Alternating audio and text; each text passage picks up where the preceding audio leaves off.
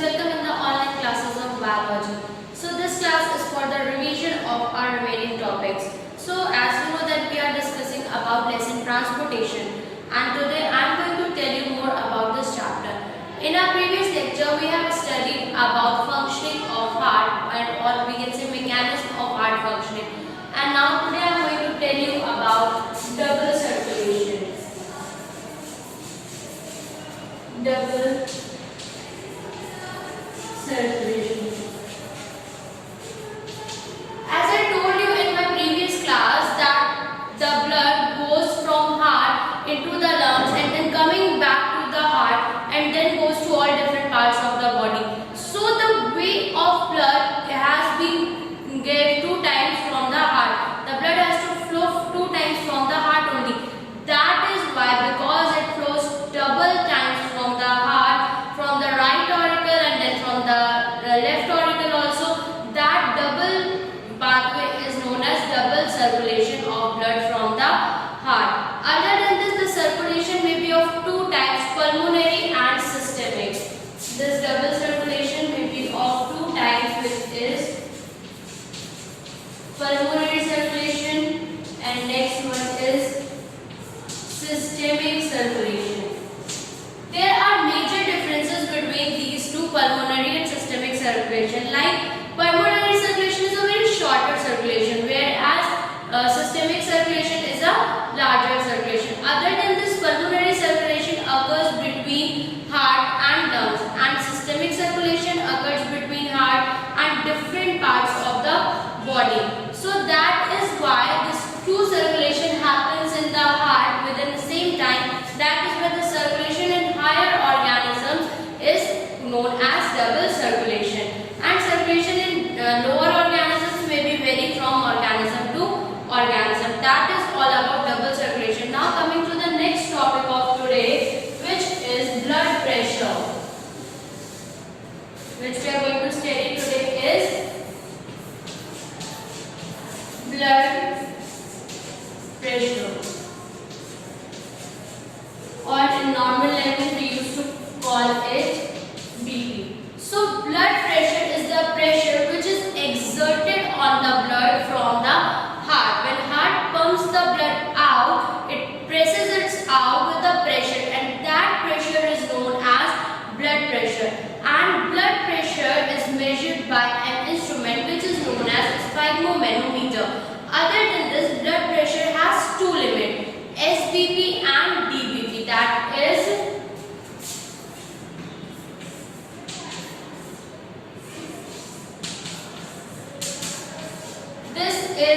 systolic blood pressure and this is diastolic blood pressure. When heart shows 2 movements, systole and diastole, then these processes occur. So systolic blood pressure is SBP and diastolic blood pressure is DBP. Systolic blood pressure is the highest BP recorded, and that is 120 mmHg.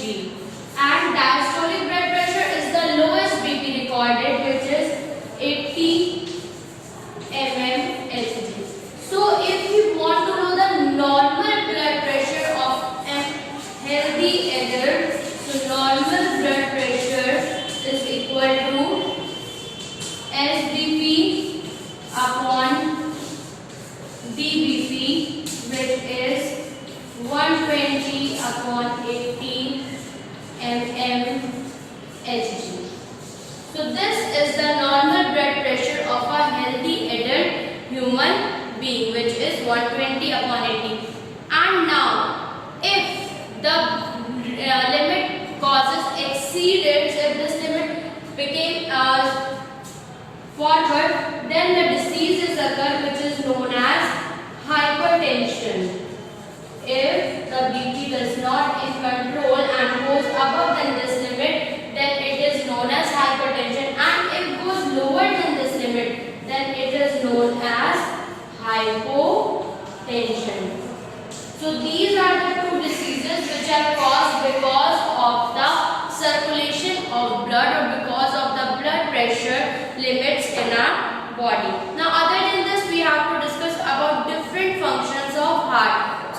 functions of heart. First of all, it transports respiratory gases. The oxygen and carbon dioxide transported with the help of blood only. Now, transportation of other metabolic waste from different parts of the body also transported with the help of blood. Transport of hormones, transport of metabolic waste, and so many other transportation is done by the blood only. Other than this, it also helps in coagulation of blood. What is coagulation of blood? When an injury occurs, the blood platelets help to coagulate it so that the blood may stop falling, which is known as coagulation of blood. Now, it also gives us body immunity to fight against different kind of pathogens. Other than this, it also distributes energy to maintain body temperature. It helps in wound healing and also maintain water and ionic balance. So these are some of the functions of the heart. Blood is basically a red color fluid which is present in throughout the body, and it is red. The color of the blood is red because of an iron pigment known as hemoglobin. Now we will study about composition of blood.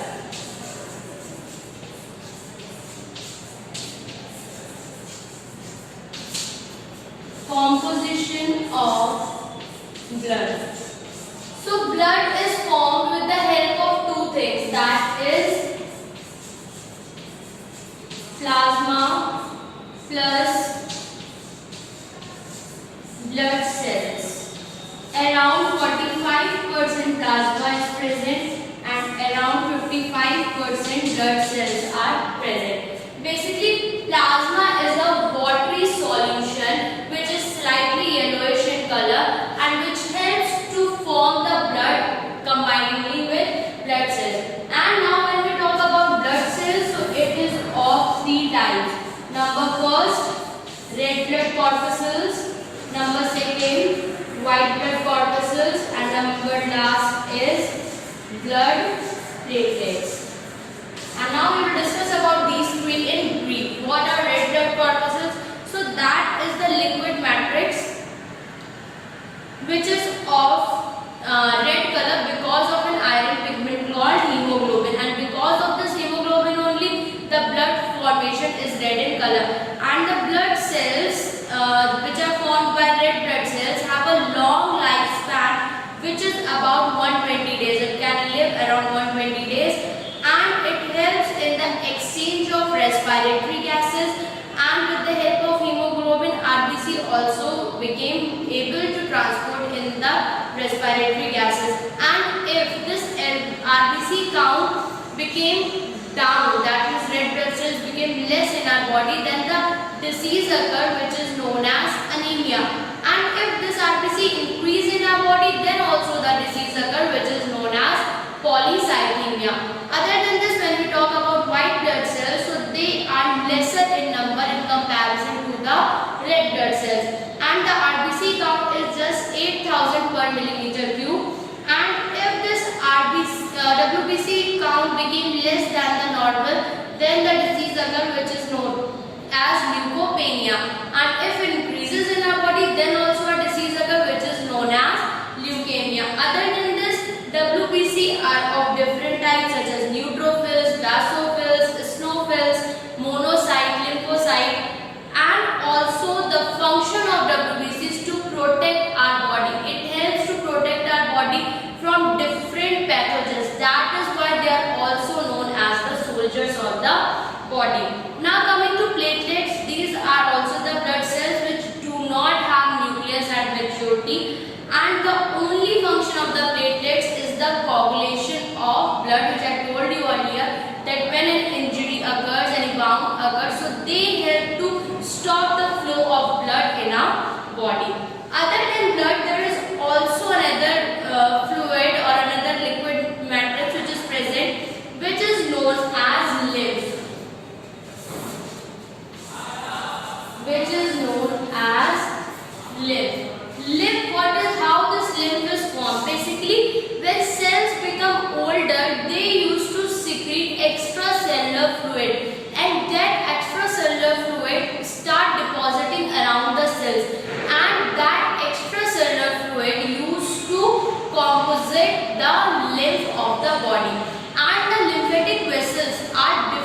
from the blood vessels. Lymph does not flow in the blood vessels. They flow in different vessels.